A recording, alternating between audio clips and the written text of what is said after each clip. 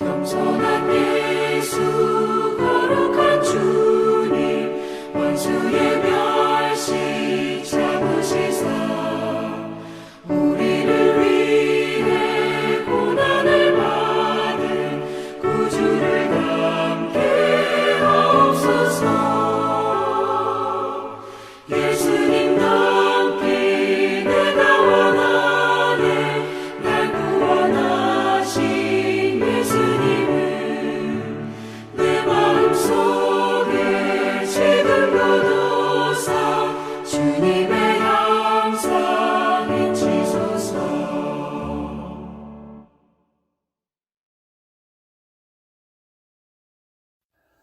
오늘 함께 은혜 받을 말씀은 사도행전 1장 1절에서 14절까지의 말씀입니다.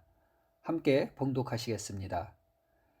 데오빌로여, 내가 먼저 쓴 글에는 무릇 예수께서 행하시며 가르치시기를 시작하신부터 그가 택하신 사도들에게 성령으로 명하시고 승천하신 날까지의 일을 기록하였노라.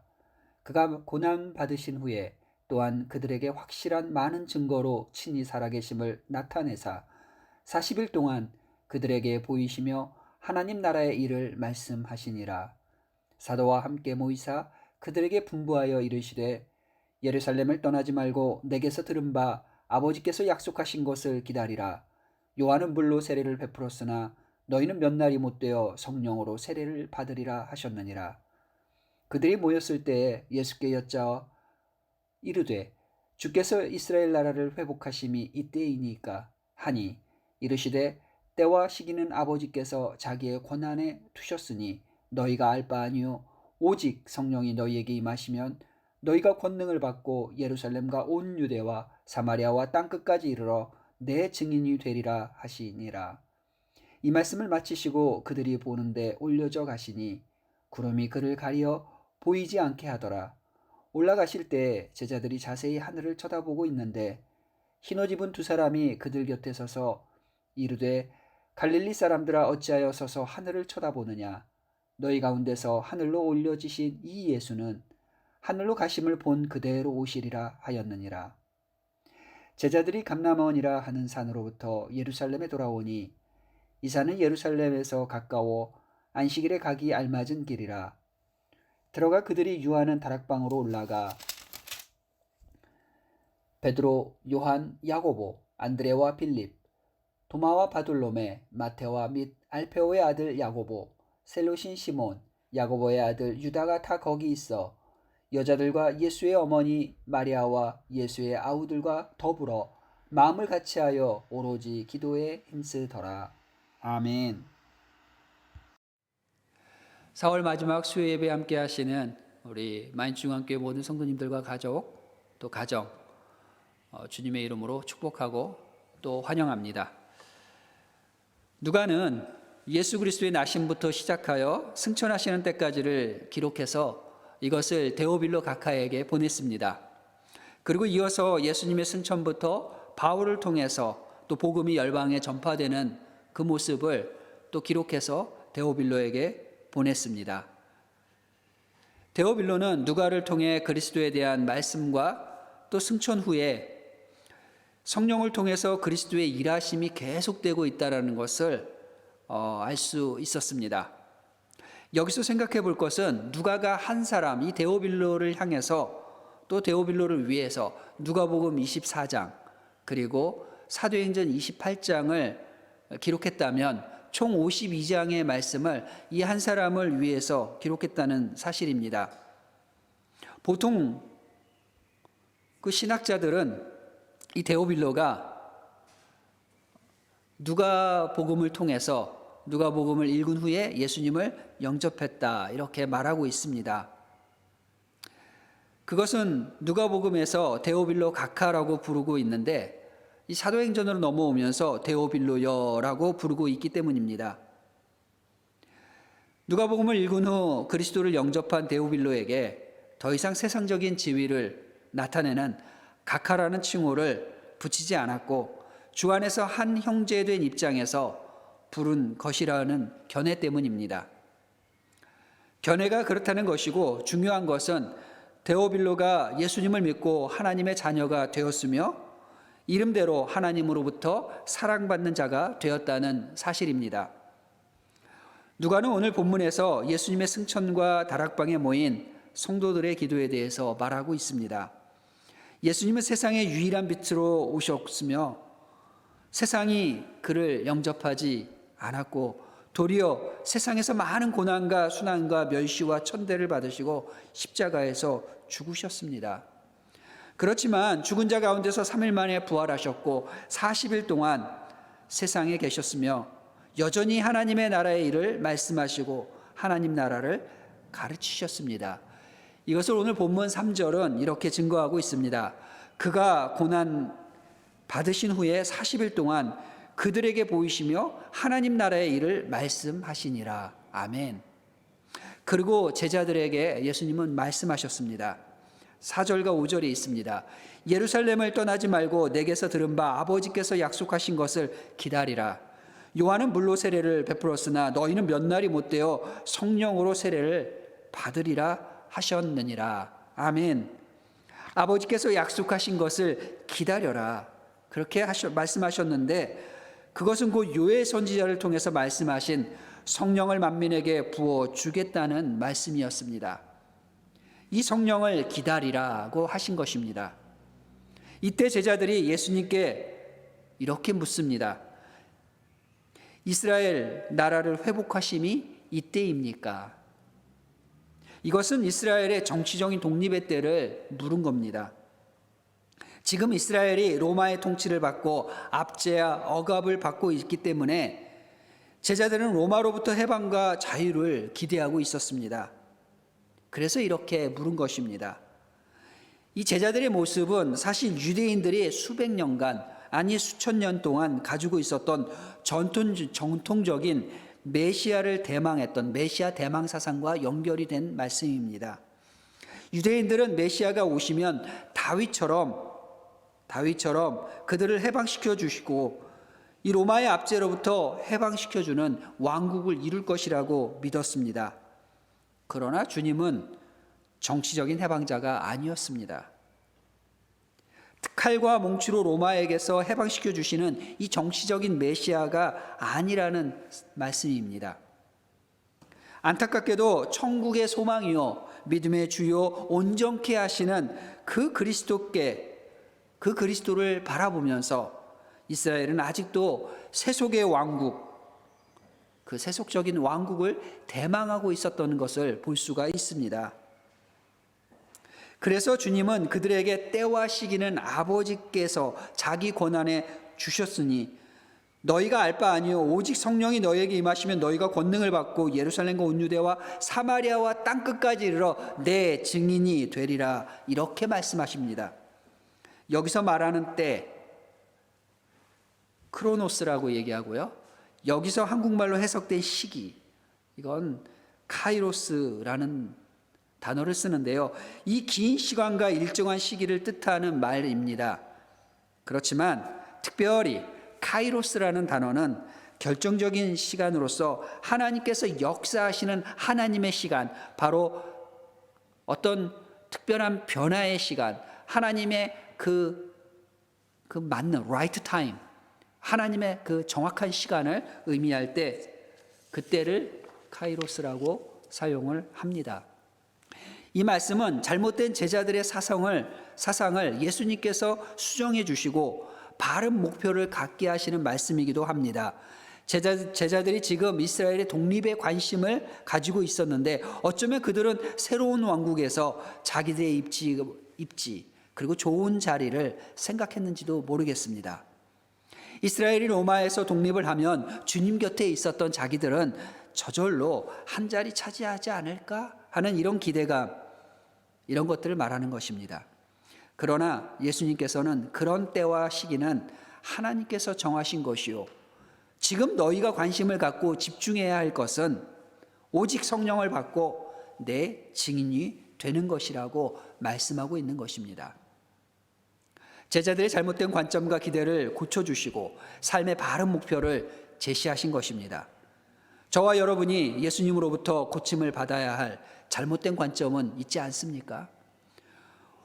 혹시 예수님을 통하여 저와 여러분도 높아지려고 하는 마음은 없습니까? 예수님을 통해 출세하려는 욕심은 없습니까?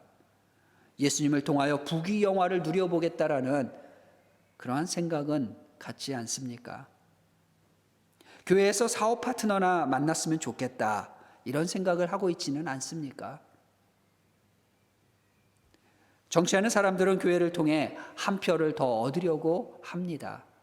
혹시 저와 여러분들의 모습 속에도 이런 것들이 있지 않습니까? 본질에서 벗어난 이런 잘못된 생각을 예수님은 고치시기를 원하십니다. 성령 받고 예수님의 증인으로 살기를 원하십니다. 성령 충만과 전도에 관심을 갖기를 주님은 원하십니다. 예수님으로 인하여 생각과 사상과 표현이 바꾸어지기를 주님의 이름으로 축복합니다. 우리의 관심과 집중이 성령 충만과 전도가 될 수 있기를, 그렇게 되기를 주님의 이름으로 또 축복합니다. 주님의 이 말씀은 마태복음 28장의 위대한 명령과 The Great Commission이라고 하나요? 이 위대한 명령을 통해서 예수님께서 이루시고자 하셨던 것과 오늘 이 사도행전에 나오는 이 말씀, 누가의 말은 통하는 것이 있다는 것입니다. 바로 하나님의 그 마태복음에 나와 있는 예수님의 이 위대한 명령이 구체적인 명령이라고 우리가 표현을 한다면, 오늘 사도행전에 나와 있는 이 말씀은 원칙적인, 원리적인 말씀이라고 할 수가 있습니다. 이 탄탄한 원리에 기초한 구체적인 실천 방법은 우리가 아는 것처럼 보다 효과적인 전도와 선교를 이루게 될 것입니다. 이 말씀을 하시고 예수님은 승천을 하셨습니다. 그 장면이 9절 10절에 나타납니다. 이 말씀을 마치시고 저희 보는 데서 올리워 가시니 구름이 저를 가리고 보이지 않게 하시더라. 올라가실 때에 제자들이 자세히 하늘을 쳐다보고 있는데 흰옷 입은 두 사람이 저희 곁에 서서 가로되 갈릴리 사람들아 어찌하여 서서 하늘을 쳐다보느냐. 너희 가운데서 하늘로 올리우신 이 예수는 하늘로 가심을 본 그대로 오시리라 하였느니라. 이렇게 말씀하십니다. 예수님의 부활 이후 승천과 재림을 말씀하고 있는데, 예수님의 부활이 사실이라면 승천도 사실이심을, 그리고 재림 역시 사실이심을 믿으시기 바랍니다. 주님의 부활을 믿습니까? 승천도 믿으십니까? 그렇다면 당연히 다시 오신다고 말씀하신 오늘의 이 본문의 말씀도 우리는 믿어야 합니다. 분명히 이 예수는 하늘로 가심을 본 그대로 오시리라고 말씀하셨는데, 요한계시록 1장 7절에서도 하늘로 올라가신 그 방법대로 다시 오신다고 증거하고 있습니다. 본문 12절 이하에서는 다락방에서의 기도를 기록하고 있습니다. 제자들이 감람원이라 하는 산으로부터 예루살렘에 돌아오니 이 산은 예루살렘에서 가까워 안식일에 가기 알맞은 길이다. 이렇게 기록하고 있습니다.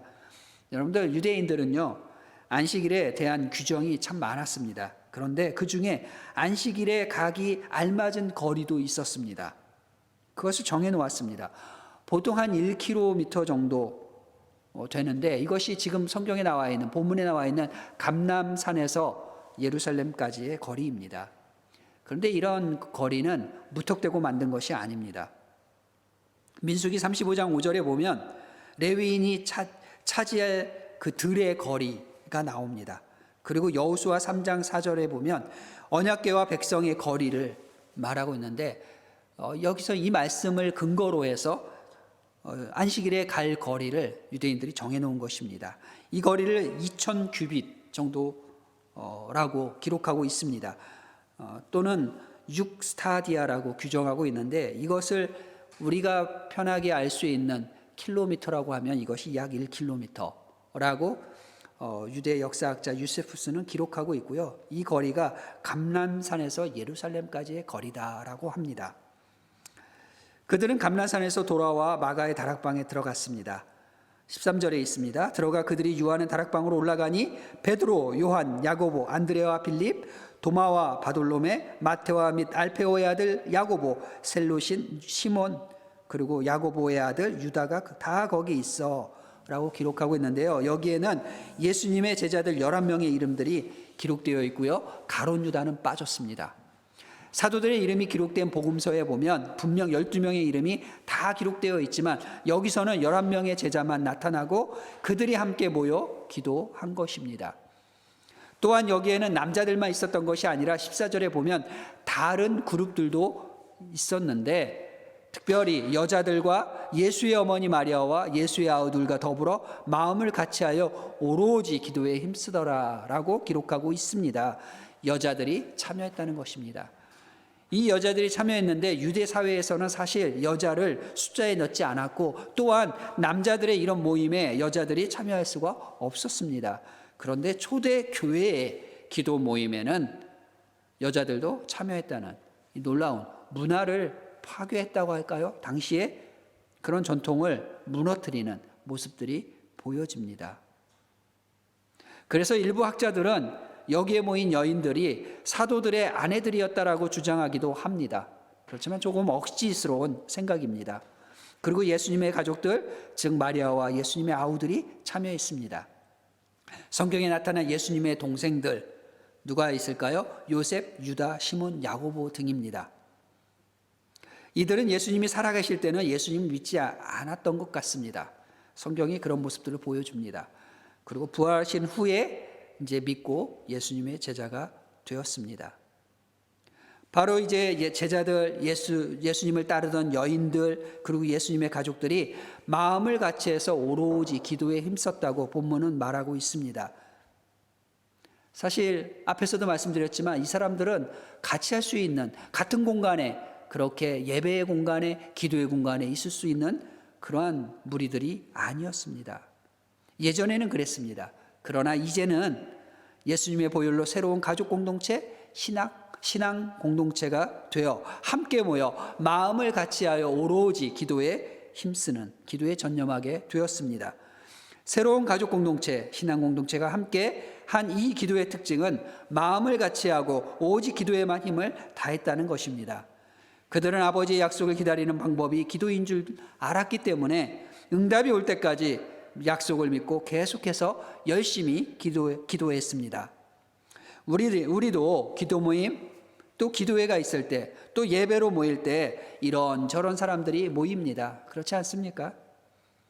예배의 시간은 잘난 사람, 못난 사람, 있는 사람, 없는 사람, 배운 사람, 못 배운 사람, 중직자나 새로운 사람이나 남녀노소가 다 같이 모여서 오직 하나님의 은혜만을 구하는 시간입니다. 오직 예수 그리스도의 그 은혜만을 구하는 시간이 되어야만 되는 것이 바로 이 예배 공동체, 이 예배의 시간입니다. 이것이 마음을 같이하여 힘써서 기도하는 성도의 참모습입니다. 그리고 교회 공동체의 진정한 모습이 되어야 합니다. 이것이 주님이 기뻐하시는 참된 교회의 모습이 아니겠습니까? 이렇게 같은 마음으로 함께 기도하는 교회가 생명력이 있는 건강한 교회입니다. 오늘 우리의 관심은 무엇입니까? 무엇에 집중하면서 살고 있습니까? 세속적인 것, 없어질 것, 그리 중요하지 않은 것, 먹고 사는 것에만 우리의 관심이 집중되어 있지 않습니까? 성령 충만과 예수님의 증인이 되는 것이 정말 우리의 진정한 관심이 되기를, 거기에 집중하는 우리의 삶이 되기를 주님의 이름으로 축복합니다. 우리는 지금 주님의 승천과 재림 사이에 살아가고 있습니다. 이미와 아직은 아닌 완전을 기대하는 그러한 시간 사이에서 저희들이 살아가는 성도입니다. 아버지의 약속을 붙들고 그것이 이루어지기를 위해서 마음을 같이하여 오로지 기도와 예배에 힘쓰는 성도님들, 또 가정, 우리 교회를 주님의 이름으로 축복합니다. 함께 기도하시겠습니다. 전능하신 아버지 하나님 감사합니다. 오늘도 사도행전을 통하여서 주의 생명의 말씀을 우리에게 주심을 감사합니다. 우리의 관심이 오직 성령 충만과 기도와 예배에 있게 하여 주시옵소서. 우리의 관심이 세상이 아니라 주의 말씀에 집중되기를 소망하고 결단하는 주의 사랑하는 성도들을 주 예수 그리스도 이름으로 축복합니다. 예수님의 이름으로 기도드렸습니다. 아멘.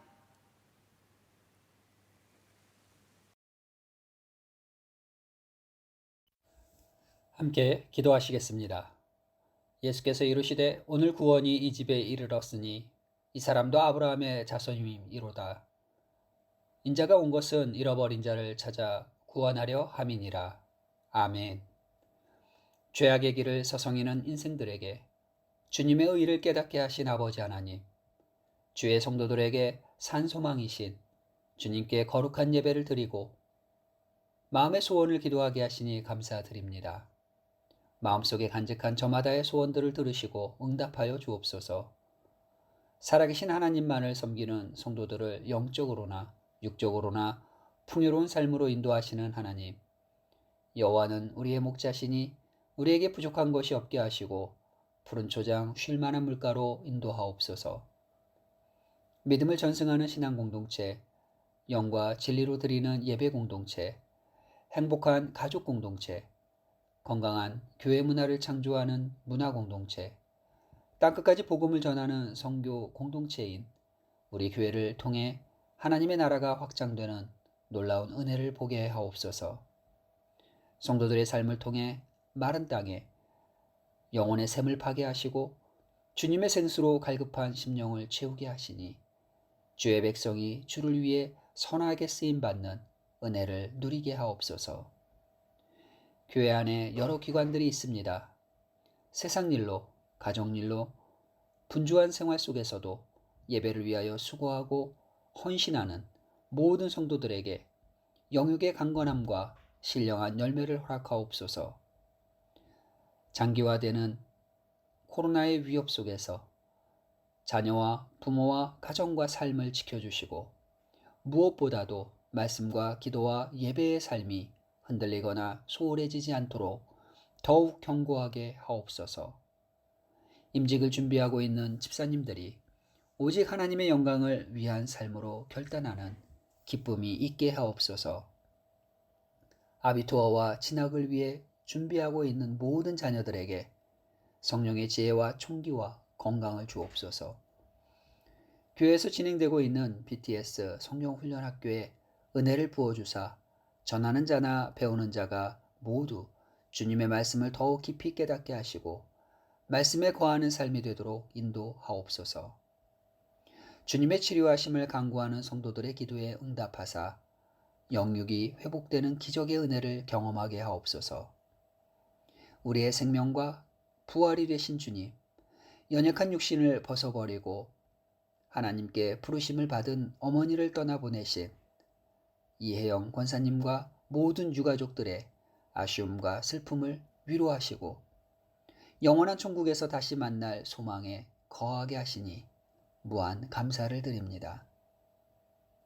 선교지 곳곳이 코로나 확산으로 어려움이 계속되며 전염의 위협을 받고 있는 이때에 오늘도 복음 전파를 위해 힘을 다하시는 선교사님들과 가정과 동역자들과 사역을 보호하옵소서.